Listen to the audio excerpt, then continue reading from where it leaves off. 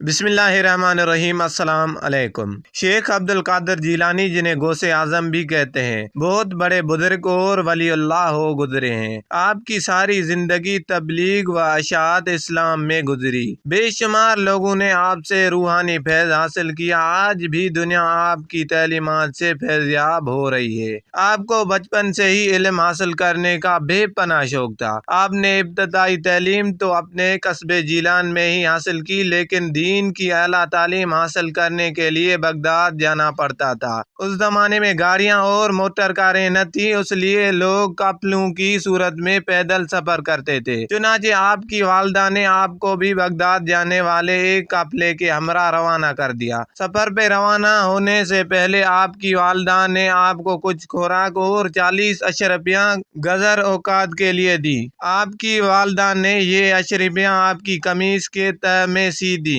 ताकि महफूज रहें, और चलते वक्त आपको खास तौर पर ये नसीहत की कि बेटा हमेशा सच बोलना और झूठ के करीब न जाना। आपने माँ की उसी नसीहत को गौर से सुना और सफर पे रवाना हो गए। काफिले के लोग डरते डरते सफर पे रवाना हुए। उन्हें इस बात का भी खदशा था कि कहीं रास्ते में डाकू काफिले पर हमला न कर दें, क्योंकि इन दिनों रास्ते गैर महफूज थे और डाकू अक्सर काफिलों को लूट लिया करते थे। आखिर वही हुआ जिस बात का डर था। काफिले ने अभी सफर की 2 मंजिलें ही तय की थी कि डाकुओं की एक गिरोह ने रात की तारीकी में इस पर हमला कर दिया। तमाम काफिले में अफरा तफरी और भगदड़ मच गई और डाकू ने अहले काफिला को खूब लूटा। एक डाकू शेख अब्दुल कादिर जीलानी के पास आया और कहने लगा, लड़के तेरे पास क्या है? आपने जवाब दिया, मेरे पास 40 अशरफियां हैं जो मेरी कमीज के तह में सिली हुई हैं। डाकू ने आपकी इस बात को मजाक समझा और हंसता हुआ आगे गुजर गया। इतने में एक और डाकू आपके पास आया और वही सवाल किया।